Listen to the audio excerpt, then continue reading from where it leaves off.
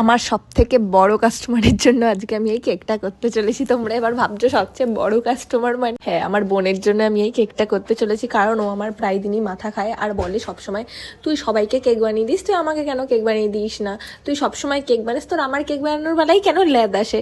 তো তোমরা যারা বাড়িতে কেক বানাও তাদের বাড়িতেও মনে হয় এরকম হয়ে থাকে। আর আমি আজকে মনে হয় 3 থেকে 4 বছর হয়ে গেল কেক বানাচ্ছি। আর আমার বোনকে আমি প্রায়শই কেক খাওয়াই, তারপরে ওর মুখে এক ফোঁটা অরুচি ধরেনি কেক খাওয়ার প্রতি। তো আমি ওর জন্য তোমরা দেখো এই কেকটার উপর আমি কি লিখেছিলাম সেটাও এর পরে ফটোটাতে দেখো, আর তারপর কি হলো সেটাও দেখো। তো আমি ওর জন্য যে কেকটা বানিয়েছিলাম তোমাদেরকে বলেছি, তো সেই কেকটা এখনো কাটছে। এই যে সারাদিন আমার মাথা না খেয়ে এই নে কেক খাওয়ার, যদি বলেছিস কেক বানাতে, আমি ওকে বলেছি 1 মাস ধরে যে কেক বানিয়ে 1 মাস ধরে এটা মিথ্যে কথা, 1 মাস ধরে এটা একদম মিথ্যে কথা। প্রায়শই বলে, ও প্রায়শই একটু একটু কেক খায়, আর এটা হলো একটু বড় করে বানিয়ে দেওয়া না। তারপরে 2 দিন ধরে বলাতে তারপর বাড়িতে 2 দিন ধরে মোটা না, 2 দিনের বেশি বলেছে। ঠিক আছে, প্রত্যেকদিন সম্ভব হয় না। কাস্টমারে কেক বানানোর পর আমার ল্যাদ খেতে মন করে, তাই না।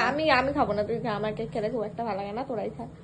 তোদের মুখে কবে অরুচি ধরবে সেটা বল, যে আজকের পরে আর তুই খেতে চাইবি না। বল আর খাবো না আজকের পরে।